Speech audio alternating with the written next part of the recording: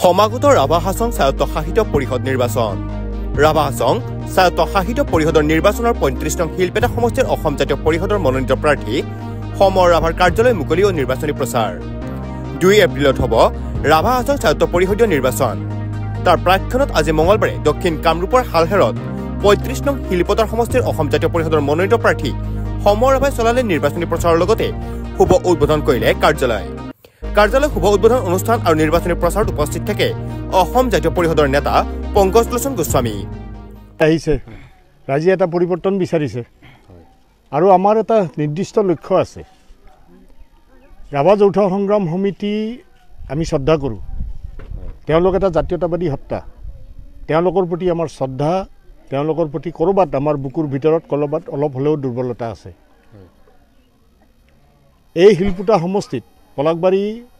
সমষ্টিত 4টা সমষ্টিৰ ভিতৰত 3টাত তেওঁলোকে প্ৰাৰ্থী দিছে আমি তাত প্ৰাৰ্থী দিয়া নাই কাৰণ আমি আঞ্চলিকতাবাদী শক্তি ৰাভা যৌথ সংগ্ৰাম সমিতিক আমি আঞ্চলিকতাবাদী শক্তি হিচাপেই গণ্য কৰোঁ তেওঁলোকৰ প্ৰতি যদিও তেওঁলোক আমাৰ সৈতে ৰাজনৈতিকভাৱে নাই তথাপিও আমি তেওঁলোকক শত্ৰু জ্ঞান কেতিয়াও নকৰোঁ এই শিলপুটা সমষ্টিত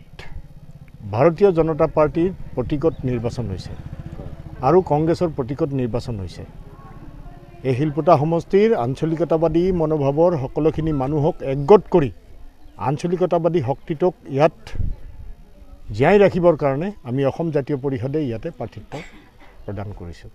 সমৰ ৰাভা আমাৰ প্ৰাৰ্থী উঠি অহা ডেকা ল'ৰা ৰাইজৰ সঁহাৰি পাইছোঁ আৰু আমি আশা ৰাখিছোঁ যুদ্ধত আমাৰে বিজয় হ'ব কি ক'ব ৰাইজক শিলপুটা সমষ্টি না আমি ক'লোঁ ৰাইজে বুজি পাইছে আমাৰ কথাখিনি ৰাইজে বুজি পাইছে আমি কিয় প্ৰাৰ্থী দিছোঁ কাৰণ আমি দল হিচাপেও নতুন দল আৰু প্ৰথমবাৰৰ কাৰণে ৰাভা হাছং স্বায়ত্তশাসিত পৰিষদৰ এই নিৰ্বাচনত প্ৰথমবাৰৰ কাৰণে প্ৰাৰ্থিত্ব দিছোঁ আৰু কিয় দিছোঁ এইটো কথা অকণমান আগতে আপোনাক মই ক'লোঁ যে আমি আঞ্চলিকতাবাদী শক্তিক জীয়াই ৰাখিব লাগিব সৰ্বভাৰতীয় ৰাজনীতিৰ ছত্ৰছায়াত আমাৰ মানুহখিনি কুটি ভাহি যাব আমি নিদিওঁ যোৱা 10 বছৰে কেৱল মাত্ৰ সস্তীয়া কথা বতৰাৰে মানুহৰ মূল সমস্যাক পিঠি দি শাসন কৰা হৈছে মানুহক শোষণ কৰা হৈছে এই ধৰণৰ কথা বতৰাখিনি ৰাইজে বুজি পাইছে আৰু ৰাইজে আমাক সঁহাৰি জনাইছে দেখা যাওক 2 তাৰিখে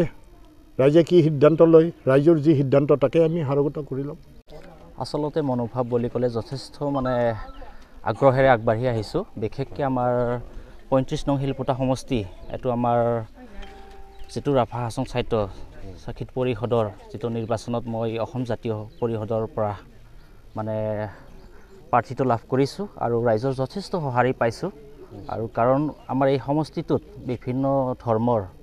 জাতি জনগোষ্ঠীৰে জড়িত আৰু তেখেতসকলে যথেষ্ট সঁহাৰি দিছে আৰু নিশ্চয় আপোনালোকে 2 তাৰিখ যেটো আমাৰ হ'বলগীয়া নিৰ্বাচন হেতুৰ পিছত 4 তাৰিখত আপোনালোকে নিশ্চয় গম পাব মানে কোন প্ৰাৰ্থী বা কোন দলে মানে যথেষ্ট অগ্ৰগতি লাভ কৰি মানে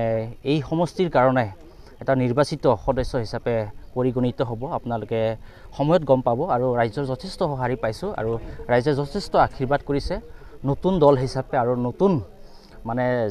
জাগৰণেৰে মানুহবিলাকে ওলাই আহিছে স্বতঃপ্ৰতভাৱে সেইকাৰণে সকলোকে শিলপুটা সমষ্টিৰ ৰাইজক ধন্যবাদ জনাইছোঁ আৰু যথেষ্ট সঁহাৰি পাইছোঁ আৰু বিশেষকৈ আপোনালোককো ধন্যবাদ জনাওঁ কিয়নো আপোনালোকৰ যোগেদি গোটেই আমাৰ শিলপুটা সমষ্টি আৰু এনেকৈ গোটেই অসমবাসী যাতে আপোনালোকৰ এই যোগেদি এই নিউজটো যায় আৰু যথেষ্ট সঁহাৰি আৰু যথেষ্ট মানে মানুহৰ যিটো মৰম এই মৰমে আমাক সঁচাকৈ সমাজৰ কাম কৰিবৰ কাৰণে আগুৱাই লৈ যাব সেইকাৰণে আপোনালোকেও এই সংবাদ মাধ্যমৰ যোগেদি আপোনালোকে বিভিন্নজনৰ মাজত আপোনালোকেও যাতে